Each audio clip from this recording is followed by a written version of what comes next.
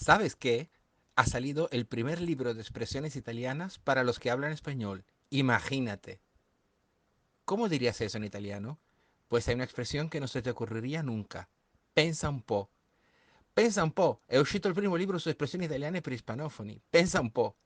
Sí, la puedes poner al comienzo o al final de la oración. ¿Quieres conocer cientos de expresiones como esta? Pues mira la sección per hispanofoni del sitio di Italiano Semplicemente. 2 minuti con italiano semplicemente. Buongiorno amici di Italiano Semplicemente, siamo arrivati all'episodio numero 335 della rubrica 2 minuti con Italiano Semplicemente. 335, pensate un po'. Ecco un'altra mini espressione che si usa almeno una decina di volte al giorno. Pensa un po'. L'espressione è da leggere alla lettera? Questa è una domanda chiave. Mm? L'espressione è da leggere alla lettera? Pensa un po', pensate un po'.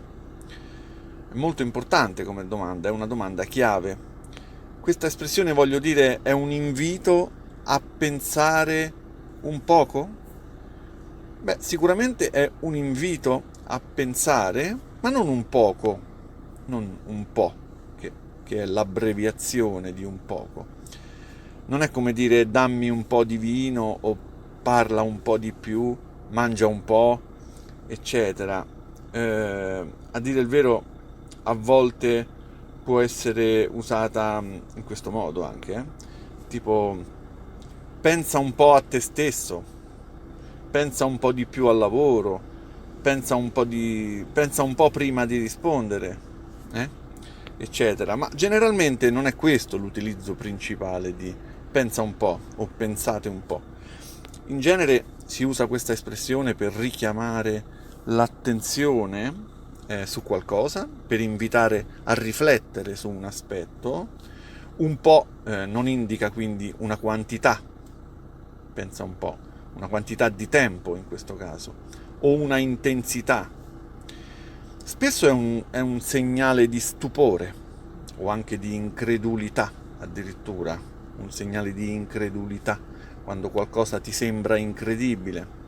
Altre volte anche è un segnale di contrarietà, di dissenso, vuol dire che non sei d'accordo.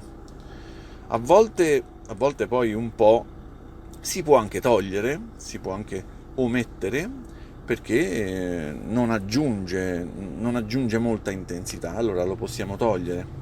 Ascoltate infatti alcuni esempi. Pensa un po' che bello se riuscissimo ad andare in Italia.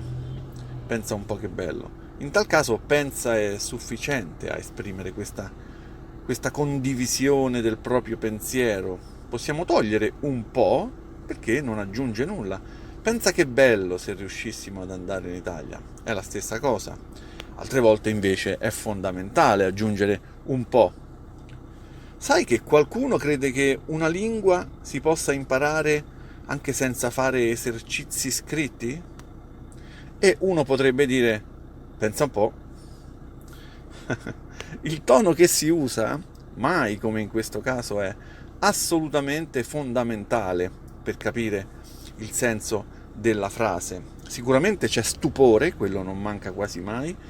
Il tono può esprimere poi curiosità oppure un dissenso anche forte, altre volte può esprimere un po' di sufficienza, come se la cosa non interessasse molto. Dipende tutto dal tono. Ascoltate la differenza di tono nel caso di stupore, incredulità, curiosità, dissenso e sufficienza. Allora, vediamo lo stupore. Pensa un po', ma pensa un po'. Questo è stupore, no? Incredulità. Pensa un po', ma pensa un po'. E curiosità. Pensa un po', ma pensa un po'. Dissenso. Pensa un po', pensa un po'. E sufficienza un po' meno intensa, quasi sottovoce. Pensa un po', pensa un po'. Così, quasi a non dare importanza alla frase, come se ti fa un favore a rispondere. Pensa un po'. Pensate un po' che bello se per una volta riuscissi a rispettare i 2 minuti previsti. Anche in questo caso basterebbe dire pensate, se non fosse che così è un po' più ironica come frase. Giusto? Vabbè, allora rimaniamo che ci aggiorniamo domani. Ok, allora riaggiorniamoci domani, rimaniamo così.